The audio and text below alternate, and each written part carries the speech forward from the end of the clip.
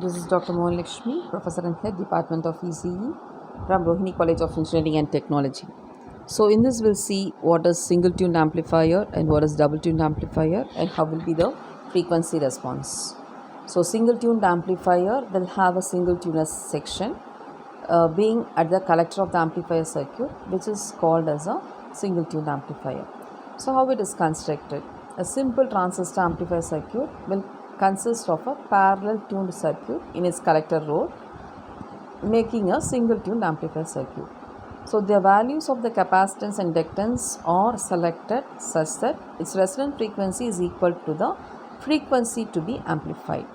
In a single tuned amplifier circuit, the output can be obtained from the coupling capacitor Cc, which is shown in the figure, or from a secondary winding which is placed at the inductor.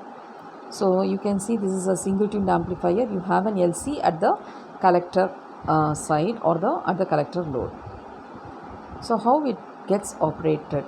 So it is high frequency signal has to be amplified. So that should be applied to the input of the amplifier. The resonant frequency of the parallel tuned circuit is made equal to the frequency of the signal applied by altering the capacitance value of the capacitor C in the tuned circuit. So at this stage, the tuned circuit offers high impedance to the signal frequency, which will ultimately help to offer high output across the tuned circuit.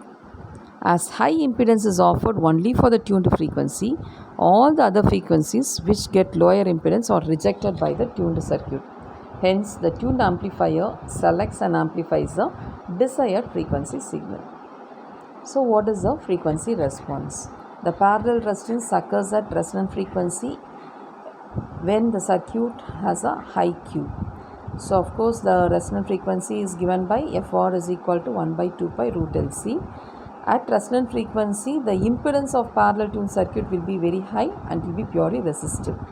The voltage across RL will be therefore maximum when the circuit is tuned to a resonant frequency.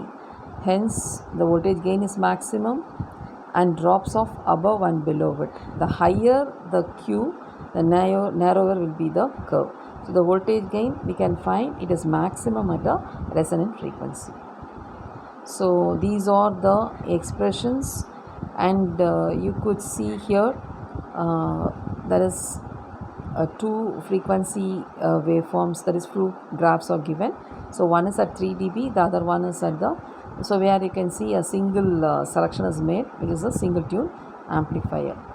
So coming to the double tuned amplifier, we will be having a double tuner section, so at the collector of the amplifier circuit. So the construction is shown below.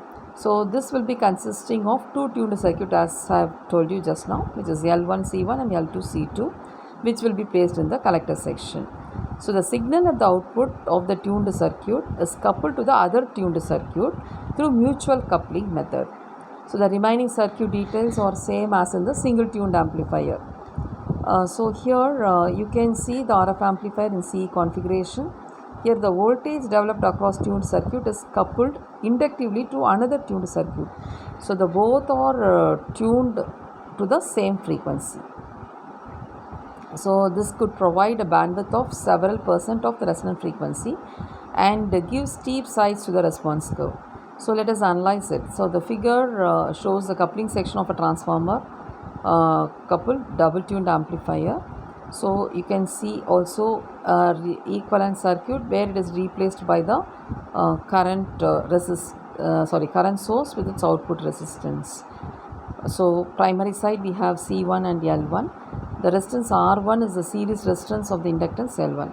Similarly on the second side L2 and C2, this represents the trans circuit components of the secondary side, and R2 represents the resistance of the inductance L2. So the Ri represents the input resistance of the next stage. So whatever I just said, it is all represented in this diagram. So how it operates? So the high frequency signal which need to be amplified is given to the input of the amplifier. Here the tuning circuit L1C1, it is tuned to the input signal frequency. So this offers a high reactance to the signal frequency. Consequently, large output appears at the output of the tuned circuit which is then coupled to the other tuned circuit through mutual induction. So these double tuned circuits are extensively used for coupling various circuits of radio and television receivers. So the frequency response of the double tuned amplifier, it has a special feature of coupling which is important in determining the frequency response of the amplifier. So the mutual inductance between the tuned circuit will tell you the degree of coupling, which in turn determine the frequency response of the circuit. So for an amplifier to be efficient, its gain should be high. This voltage gain depends upon beta, input impedance and collector load. So the collector load in a tuned amplifier is a tuned circuit. So obviously the voltage gain amplifier is given by B ZC by Zin. Zc is the effective collector load and Zin is the input impedance of the amplifier. So the value of this effective collector load depends upon the frequency of the tuned amplifier. So as it is maximum at resonance frequency, the gain of the amplifier is maximum at this resonant frequency. Thank you.